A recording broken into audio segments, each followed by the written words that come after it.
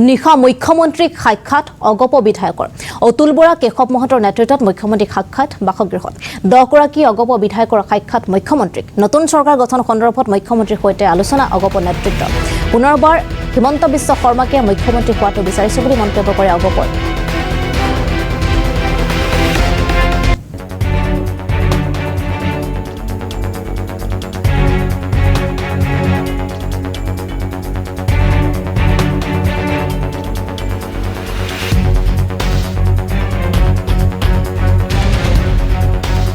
নৱনিৰ্বাচিত বিধায়কসকলক লৈ আমি এখন বৈঠক অনুষ্ঠিত কৰিছিলোঁ অগপ বিধায়িনী দলৰ এখন প্ৰথম বৈঠক আৰু বৈঠকত আমি কেইটামান সিদ্ধান্তও গ্ৰহণ কৰিছিলোঁ যিখিনি কথা পুৱাৰ ভাগত সংবাদ মাধ্যমৰ আগত আমি প্ৰকাশ কৰিছোঁ এতিয়া আমাৰ 10জন বিধায়কে মুখ্যমন্ত্ৰী ডাঙৰীয়াক সৌজন্যমূলক সাক্ষাৎ কৰে আৰু আমি বিধায়িনী দলত যি প্ৰস্তাৱ গ্ৰহণ কৰিছিলোঁ সেই প্ৰস্তাৱবোৰ আমি তেখেতৰ হাতত দাখিল কৰোঁ আমি বিচাৰিছোঁ যে ডক্টৰ হিমন্ত বিশ্ব শৰ্মা ডাঙৰীয়া ৰাজ্যখনৰ আকৌ মুখ্যমন্ত্ৰী হওক যোৱা 5টা বছৰত ৰাজ্যখনৰ যি দ্ৰুত বিকাশ উন্নয়ন হ'ল আৰু তাৰ বাবেই সেইবাবেই অসমৰ জনসাধাৰণে এইবাৰ NDAৰ সপক্ষে ঐতিহাসিক ৰায়দান কৰিছে জনাদেশ দিছে আমি যিটো প্ৰস্তাৱ গ্ৰহণ কৰিছিলোঁ সেই প্ৰস্তাৱৰ প্ৰতিলিপিও তেখেতৰ হাতত দিলোঁ তো ভাল লাগিলে তেখেতেও যোৱা ইলেকশ্যনত আমাৰ কেণ্ডিডেটৰ প্ৰতি ৰাইজৰ সঁহাৰি দলীয় কৰ্মীকেইটাৰ মিত্ৰ দলৰ সঁহাৰিয়ে এনেবোৰ কথা আলাপ আলোচনা কৰিলে তো ভাল লাগিলে আৰু আপোনালোকে গম পাইছে যে তেখেতে প্ৰকাশ কৰিছে যে অহা 12 তাৰিখে ভোট টেকিং হ'ব তাৰ আগে আগে এখন মিটিং হ'ব আমাৰ বিধায়িনী দলৰ হ'ব যৌথ বিধায়িনী দলৰ হ'ব সেইখিনি কথা এতিয়া কথাটো হৈছে যে মন্ত্ৰিত্ব কিমানখন বা কেনেধৰণে সেইখিনি কথা আমি আলোচনা কৰা নাই সেইখিনি কথাটো আৰু আলোচনা কৰিলেও আপোনালোকৰ আগত নকম নহয় ক'বলগীয়া কথাও নহয় মই আগতেও তেনেকুৱা কথা কেতিয়াও কোৱা নাই যি ক'ব লাগে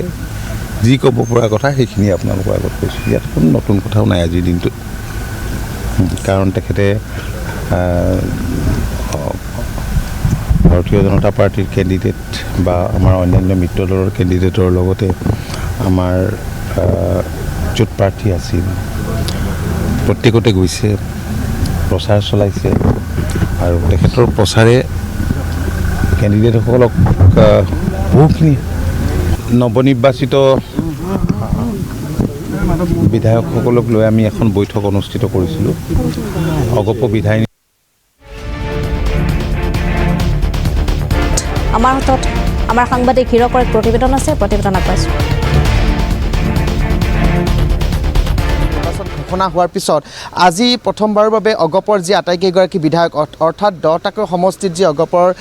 10জনকৈ বিধায়ক নিৰ্বাচিত হৈছিল তেওঁলোকে আনুষ্ঠানিকভাৱে আজি মুখ্যমন্ত্ৰীগৰাকীক সাক্ষাৎ কৰিব আৰু এই মুহূৰ্তত যদি আমি খবৰ দিবলৈ যাওঁ তেতিয়াহ'লে অতুল বৰাৰ বাসগৃহৰ পৰাই এই আটাইকেইগৰাকী বিধায়ক অৰ্থাৎ 10 গৰাকীকৈ যি বিজয়ী বিধায়ক অগপৰ সেই আটাইকেইগৰাকী বিধায়ক এই মুহূৰ্তত মুখ্যমন্ত্ৰীৰ বাসগৃহলৈ ৰাওনা হৈছে আৰু এই আটাইকেইগৰাকী বিধায়কে অৰ্থাৎ অগপৰ পৰা বিজয় হোৱা সেই আটাইকেইগৰাকী বিধায়কে আজি মুখ্যমন্ত্ৰীগৰাকীক আনুষ্ঠানিকভাৱে সাক্ষাৎ কৰিব আৰু তেওঁলোকৰ সৈতে মুখ্যমন্ত্ৰীগৰাকীয়েও কিছু আলোচনাত মিলিত হ'ব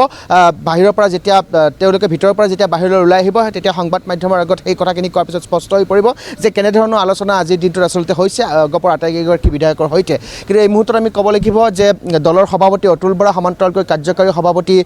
কেশৱ মহন্তৰ নেতৃত্বত যদি আমি ক'বলৈ যাওঁ তেতিয়াহ'লে ডক্টৰ তপন দাস সমান্তৰালকৈ দীপক কুমাৰ দাস সমান্তৰালকৈ যদি আমি চাবলৈ যাওঁ ধৰ্মেশ্বৰ ৰায় দীপ্তিময় চৌধুৰী সমান্তৰালকৈ এই আন যি 10 গৰাকী বিধায়ক আছে এই 10 গৰাকী বিধায়ক প্ৰত্যেকগৰাকীয়ে তেওঁলোকে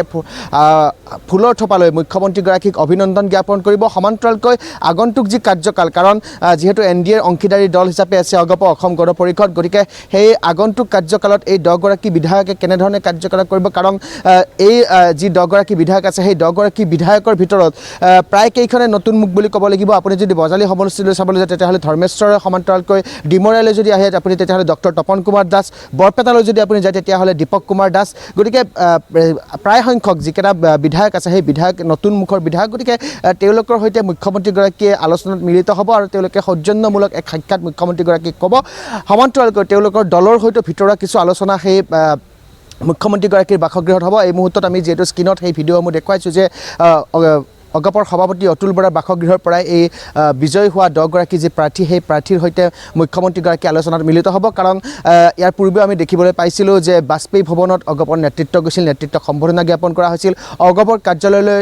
দিলীপ শইকীয়া গৈছিল ৰাজ্যিক বিজেপিৰ সভাপতি দিলীপ শইকীয়াক সম্বৰ্ধনা জ্ঞাপন কৰা হৈছিল আৰু একেলগে আজিৰ দিনটোত নিশাৰ ভাগত এই মুহূৰ্তত যদি আমি ক'বলৈ যাওঁ নিশাৰ ভাগত এই যি 10গৰাকী বিধায়ক 10টাকৈ সমষ্টিৰ পৰা জয় হৈ আহিছে আগন্তুক বিধান কাৰ্যকালৰ বাবে সেই আটাইকেইগৰাকী বিধায়কে আজি মুখ্যমন্ত্ৰীগৰাকীক অতুল বৰাৰ বাসগৃহৰ পৰাই তেওঁলোকে গৈ এই মুহূৰ্তত মুখ্যমন্ত্ৰীগৰাকীৰ বাসগৃহত প্ৰৱেশ কৰিছে আৰু তেওঁলোকে এক সৌজন্যমূলক মুখ্যমন্ত্ৰীগৰাকীক সাক্ষাৎ হ'ব আৰু প্ৰায় কেইখন মুখ আমি কৈছোঁৱে সেই কথা সমান্তৰালকৈ তেওঁলোকে কেনেধৰণে কাৰ্যকলাপ কৰিব NDAৰ যিহেতু অংশীদাৰী দল হিচাপে আছে তেওঁলোকৰ সৈতে কিছু ভিতৰুৱা আলোচনা হ'ব মন্ত্ৰীসভা গঠনক লৈও হয়তো তেওঁলোকৰ ভিতৰত আলোচনা হ'ব পাৰে কাৰণ অগপৰ পৰা যিহেতু দুগৰাকীকৈ মন্ত্ৰী যিহেতু আছে সভাপতি আৰু কাৰ্যকাৰী সভাপতি দুয়োগৰাকী যিহেতু মন্ত্ৰী হিচাপে কাৰ্যকাল কৰি আছে কাৰ্যনিৰ্বাহ কৰি আছে গতিকে আগন্তুক সময়তো আচলতে কেনেধৰণে সেই গোটেই যিটো বিষয় সেই বিষয়টো কেনেধৰণে আগবাঢ়িব তাকে লৈ আচলতে এই যি 10গৰাকী বিজয় প্ৰাৰ্থী আমি ইতিমধ্যে উল্লেখ কৰিছোঁ অতুল বৰা কেশৱ মহন্তৰ নেতৃত্বত 10টাকৈ সমষ্টিত যি বিজয় হৈ অহা 10গৰাকীকৈ প্ৰাৰ্থী আছে সেই 10গৰাকী প্ৰাৰ্থীয়ে মুখ্যমন্ত্ৰীগৰাকীক এই মুহূৰ্তত তেখেতৰ যি নিজৰ বাসগৃহ আছে মিনিষ্টাৰ কলনী অৰ্থাৎ মন্ত্ৰী আৱাসৰ এই যি তেখেতৰ বাসগৃহ সেই বাসগৃহত তেওঁলোকে সাক্ষাৎ কৰিব আৰু ভিতৰুৱা কিছু আলোচনা তেওঁলোকৰ হ'ব কিছু সময় পিছতে সেই 10গৰাকী বিধায়ক ওলাই আহিব অগপ সভাপতি অতুল বৰা আৰু কাৰ্যকাৰী সভাপতি কেশৱ মহন্ত ওলাই অহাৰ পিছত আচলতে স্পষ্ট হৈ পৰিব যে কেনেধৰণৰ আলোচনা হয়তো তেওঁলোকে মুখ্যমন্ত্ৰীগৰাকীৰ সৈতে কৰিছে বা কি তেওঁলোকৰ আলোচনা আজিৰ দিনটোত হৈছে বা কেনেধৰণে 10গৰাকী বিধায়কৰ সৈতে মুখ্যমন্ত্ৰীগৰাকীয়ে কথা পাতিছে এই গোটেইখিনি কথা অগপ নেতৃত্ব যেতিয়া ওলাই